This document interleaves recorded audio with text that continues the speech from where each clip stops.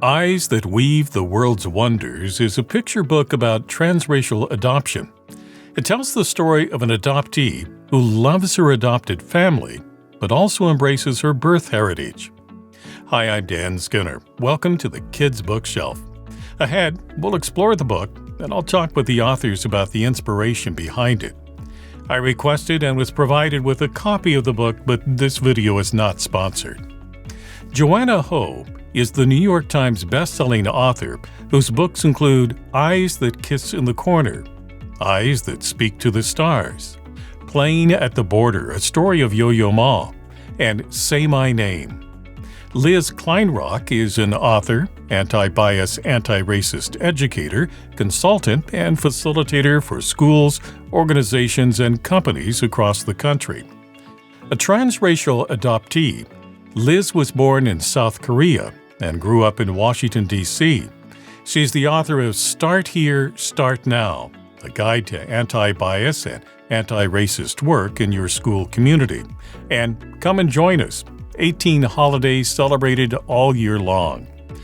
They join us to talk about Eyes That Weave the World's Wonders. Joanna and Liz, welcome to the program.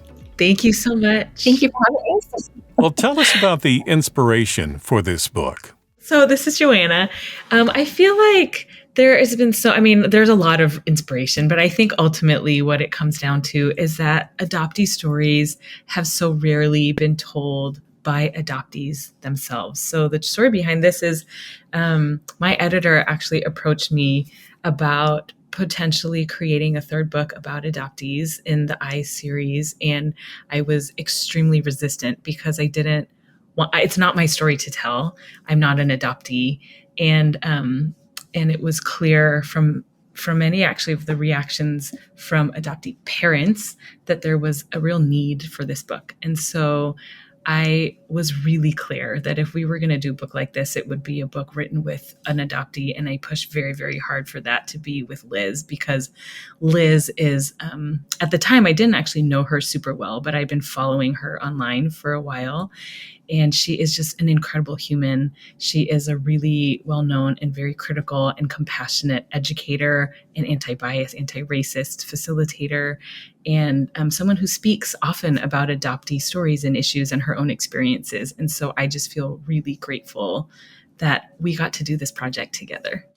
So Liz, tell us about the story that readers will find in this book. Well, I think when we first started out, I think Joanna was often seeking to just understand more generally about the experience of being an adoptee, what it was like growing up, and my relationship with my family and how I saw myself. And then I don't know if we really intended that for this to happen, but it very quickly just turned into the story of me and my family and my journey.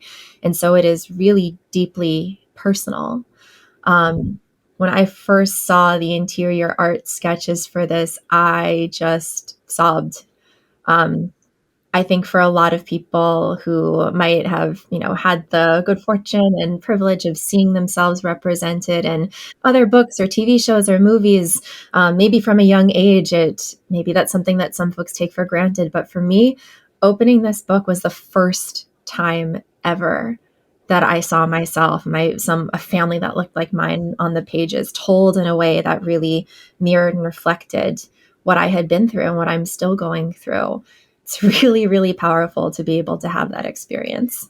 When you create a picture book, often it's just one author and an illustrator with an editor as a go-between. I'm just curious about what the creative process was like for the two of you to work together to come up with the words for this picture book. Yeah, that's a great question. Initially, as Liz mentioned, we just had a lot of conversations because for me and for us to be able to write the book together, I had to do a lot of catching up and I had to better understand the experiences. And then, we drafted the book. And as I said, I had been following Liz also for a long time. There's so much of her own story that she shares and is so courageous to share publicly. So there are things I knew, like that she went fishing and that fishing was a big part of her life. And that's because of her adoptive father. And so there are things, as Liz mentioned, we didn't know initially that it was going to end up her story. And that's really what it just felt like that was a story that needed to be told. And then there was just a lot of back and forth as we looked at the manuscript together, gave feedback, shared it with our editors. And, it really was a collaborative process of the best kind. I would definitely agree. I think when engaging in a project like this that requires so much vulnerability, and that can be really scary, that I'm really proud that I think Joanna and we had this foundation of a friendship that only just grew and got stronger throughout this process. But it was just so important to know that I fully trust Joanna, and I know that Joanna trusts me, and that we have so much mutual respect for each other too, that even if there was any moments where it was like, oh, I don't really know about this phrase, or I don't know how this is making me feel, that I knew that it would be received with open ears and an open heart. Liz, can you read a small portion of the book for us? Still, I know somewhere there is someone who has eyes that kiss in the corners and glow like warm tea, just like mine. There are trinkets that traveled with me between lives, stories I've been told so many times they've become memories I'm not sure are mine. A one-eyed rabbit with a yellow bow I used to match in size. A handmade homebook with a sea green skirt and sleeves the colors of sunrise. A cotton white blanket that wrapped me in warmth as I watched myself rise to the skies. I wonder who and where and why and what if and what happened. All I know for sure is that tears can talk, and they tell me sometimes love must look like letting go. In this book, clearly the adoptee loves her family, but also is curious about her birth family and wants to also embrace that culture that, they didn't have with this, transracial adoption.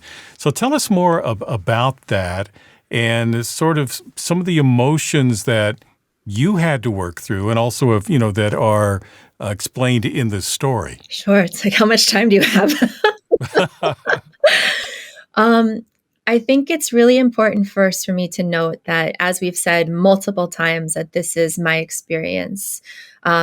What I worry a lot about is, the challenge that comes up around single narratives, that when there are so few out there that some might assume, well, this must be every adoptee's experience. And I want to just be really clear that I am not trying to be a spokesperson for the adoptee community, because even though transracial adoptee, or even more specifically, Korean transracial American adoptee is such a specific identity, there's such a myriad of experiences and feelings about this. I know that there are some adoptees out there who will read this book and see parts of themselves mirrored. And for others, there will be some who it could be not further from the truth of what has happened to them. And so there is some pressure that I feel there.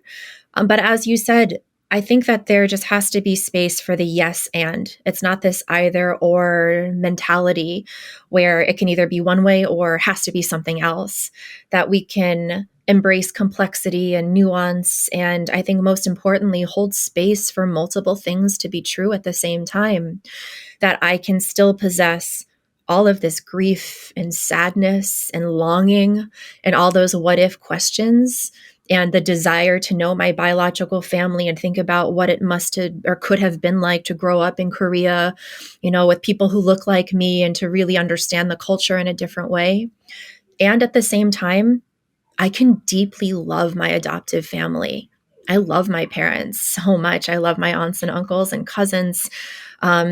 And I think it can create this strange tension in adoptees sometimes, where we do internalize a lot of messages that we're told when we're young, which is to be so grateful, that you're so lucky, which unfortunately doesn't leave a lot of space for grappling with those, bigger, more complex, confusing questions. I hope that this book at least is a launch pad for conversation, for adoptees to see parts of themselves reflected, and also for adopted families to come face to face with some of those questions that maybe they tend to avoid because it makes them uncomfortable. Tell us a bit about the illustrator and her work in this book. Yeah, so Joanna Ho is a Vietnamese illustrator. She's based in Ho Chi Minh City in Vietnam. And she is just a brilliant artist. I think something really special about the picture book process is that we will work together on a text and, go through all that revision, and then we give it to our editor, and then the editor passes it to the illustrator, Zung, and then we never see it again. Like, there's no communication between us and the illustrator, and somehow she has this gift to read the words and to understand not only what the words are saying, but the multiple layers within the words without communicating with us at all.